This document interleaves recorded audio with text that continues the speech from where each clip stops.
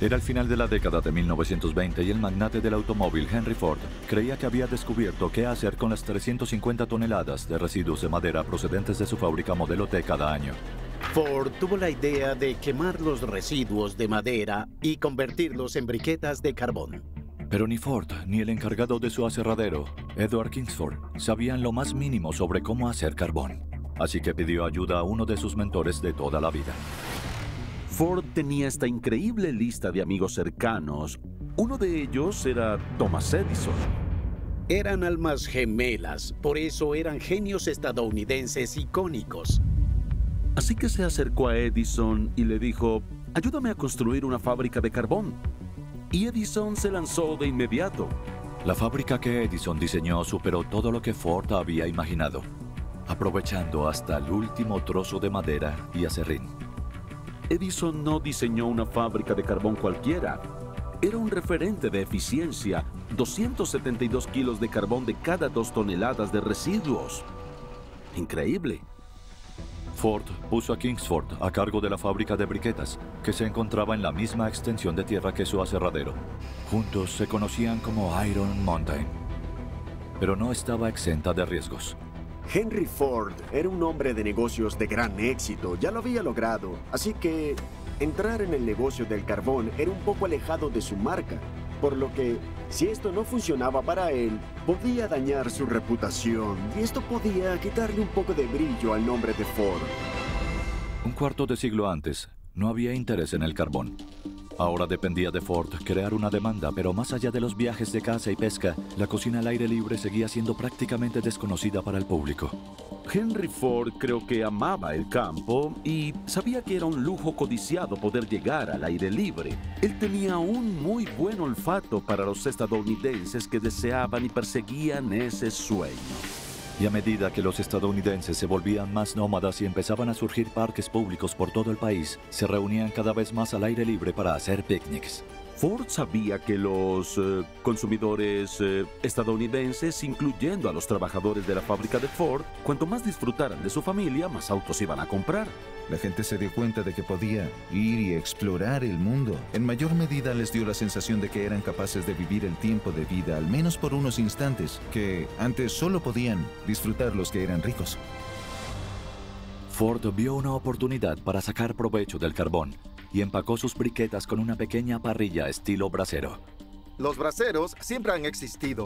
Básicamente se trata de una caja o recipiente de metal que se coloca en el suelo y en su interior se quema leña.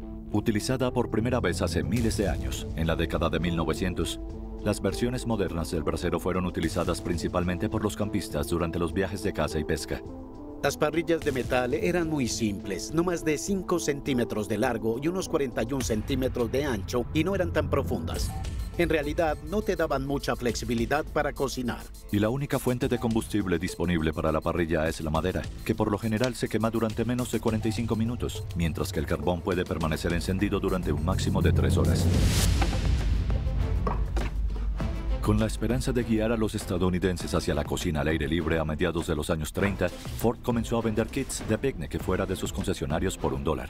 Era esencialmente una bolsa de carbón Ford y una parrilla. Y eso era realmente un avance en los Estados Unidos en ese momento. Y así comenzó uno de los proyectos más locos jamás conocido en la historia de Estados Unidos. Ford confiaba en que los estadounidenses se enamorarían de la cocina al aire libre. Henry Ford era alguien que estaba profundamente comprometido con la creación de un ideal estadounidense muy particular. Tenía una visión que quería ver salir de su cabeza al mundo real. Pero la visión de Ford estaba a punto de ser descarrilada por algo que nunca vio venir.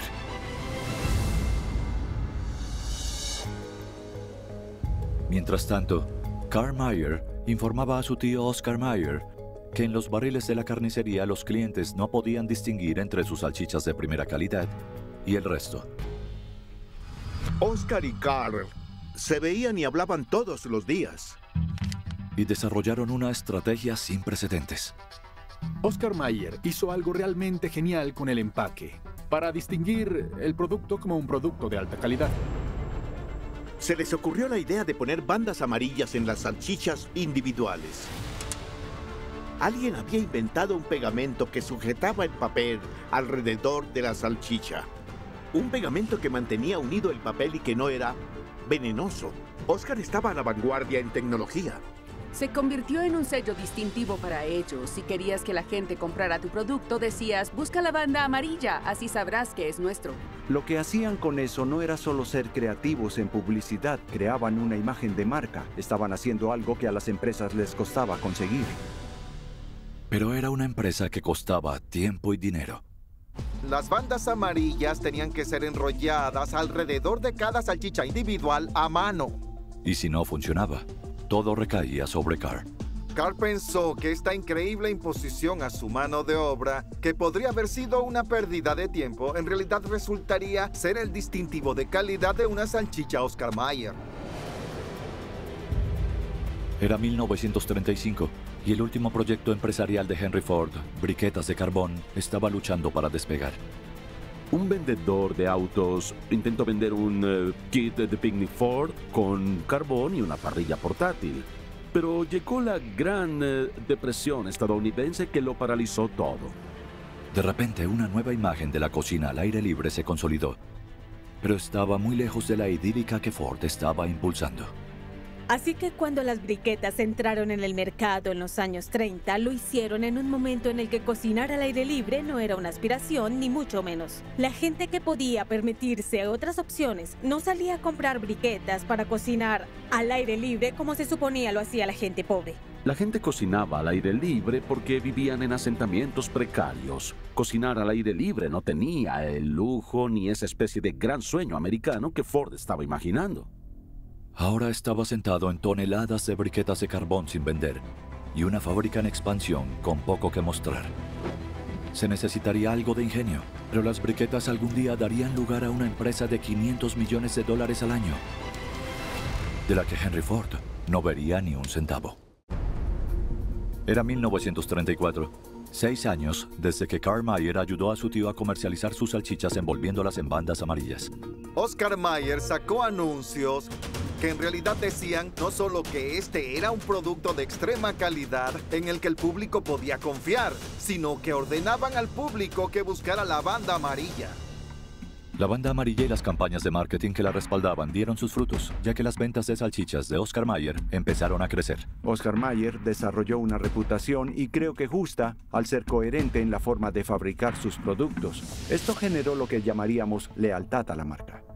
En los años 30, la empresa Oscar Mayer se expandió desde el medio oeste hasta el este de Estados Unidos. Pero las carnes más vendidas de la empresa seguían siendo el tocino y las salchichas. Las salchichas de los años 20 y 30 no eran comida que se preparara en casa. Era comida callejera que se compraba en un evento deportivo. No se consideraba una comida cotidiana para alimentar a tu familia. Pero Carr vio un gran potencial en las salchichas y propuso otro plan. Carr Mayer propuso una idea que quizás no tuvo tanto sentido al principio. Yo lo llamo el Wiener Móvil. La gigantesca salchicha conducible con su marca en él. ¿Es esto una broma? Seremos la burla de Chicago. Bueno, es un poco tarde. Sí, puedes dar las gracias a Carr Mayer por el Wiener Móvil.